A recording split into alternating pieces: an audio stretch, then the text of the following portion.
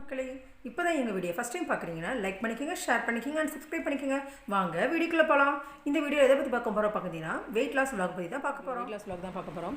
இன்றைக்கி லஞ்ச் என்னென்னு பார்த்தீங்கன்னா சப்பாத்தி எடுத்திருக்கேன், கொத்தமல்லி சட்னி எடுத்திருக்கேன், முட்டை எடுத்திருக்கேன், குக்கும்பர் டொமேட்டோ எடுத்திருக்கேன், டோஃபு கறி எடுத்திருக்கேன். இதுதான் என்னுடைய லஞ்ச் ரெசிபி.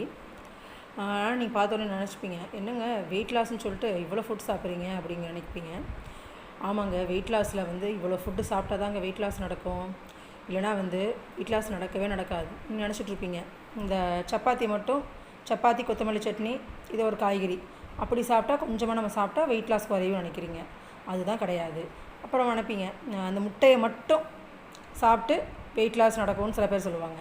சில பேர் இந்த குக்கும்பர் டொமேட்டோ இதை மட்டும் சாப்பிடுங்க, ஒரு சப்பாத்தி சாப்பிடுங்க, அப்படி சாப்பிட்டா தாங்க வெயிட் லாஸ் நடக்கும்னு சில பேர் சொல்லுவாங்க.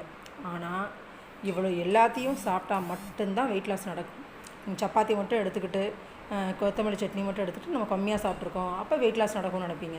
முட்டையை மட்டும் சாப்பிட்டுட்டு நம்ம கம்மியாக தானே சாப்பிட்ருக்கோம், நிச்சயம் நம்மளுக்கு வெயிட் லாஸ் நடக்கும்னு நினைப்பீங்க.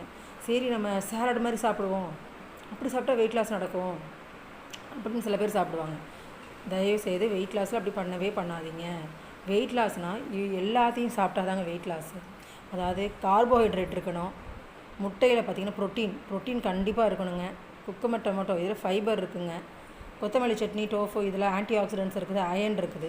அதாவது ஒரு வெயிட் லாஸ்ன்னு எடுத்துக்கிட்டிங்கன்னா எல்லா வகையான சத்துக்கள் இருந்தால் தான் வெயிட் லாஸ்.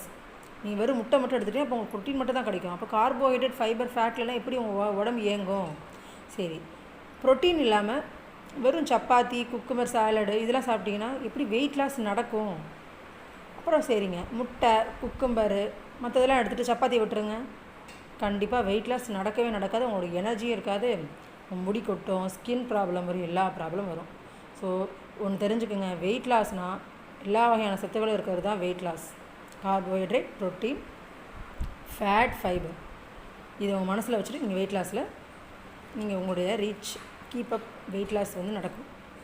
ப்ளீஸ் ட்ரை பண்ணுங்கள். அடுத்த ஒரு வெயிட் லாஸ் விலாகில் நல்ல ஒரு வெயிட் லாஸ் டிப்ஸில் சந்திக்கலாம். தேங்க்யூ.